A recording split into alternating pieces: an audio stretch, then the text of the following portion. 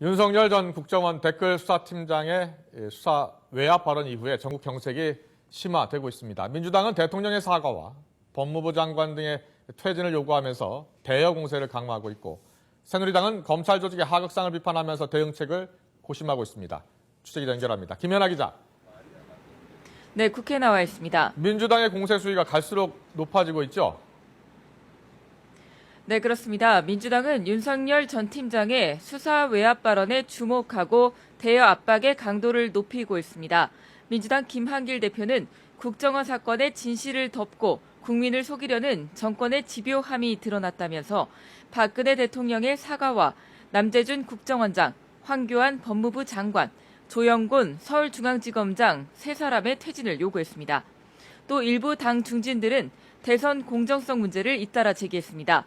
설훈, 박지원, 정세균 의원 등은 국가기관의 정치 개입은 선거에 막대한 영향을 미치는 만큼 지난 대선 결과가 승복할 수 있었던 것인지 다시 생각해야 한다고 말했습니다. 민주당 지도부가 대선 불복으로 비칠 경우 역풍이 불 것을 우려해 진화에 나섰지만 논란이 재현될 가능성은 높은 상황입니다. 네, 이 대선 불복 움직임에 대해서 새누리당은 크게 반발할 움직임이죠?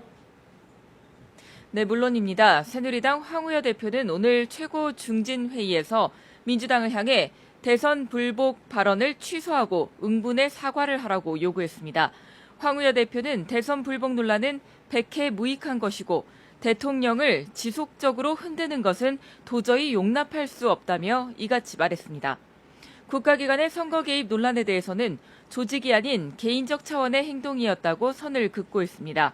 최경환 원내대표는 특히 문제가 된 트위터글 5만 5천여 건 중 국정원 직원이 직접 쓴 글은 140여 건이고 나머지는 리트윗한 것이라며 이런 미미한 정도를 조직적 개입이라고 하는 것은 침소봉대라고 주장했습니다.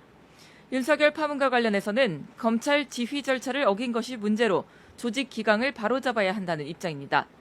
하지만 전국 경색이 갈수록 격화되며 장기화되고 있는 데 따른 정부와 여당의 책임론도 제기됐습니다. 정몽준 의원은 댓글이나 트윗 수가 미미한 수준이라 하더라도 새누리당이 무엇인가를 감추려는 느낌을 줬다면 잘못이라고 지적했습니다. 네, 이번엔 국정감사 상황 알아보겠습니다. 오늘 주요 국감 일정이 어떻게 되죠?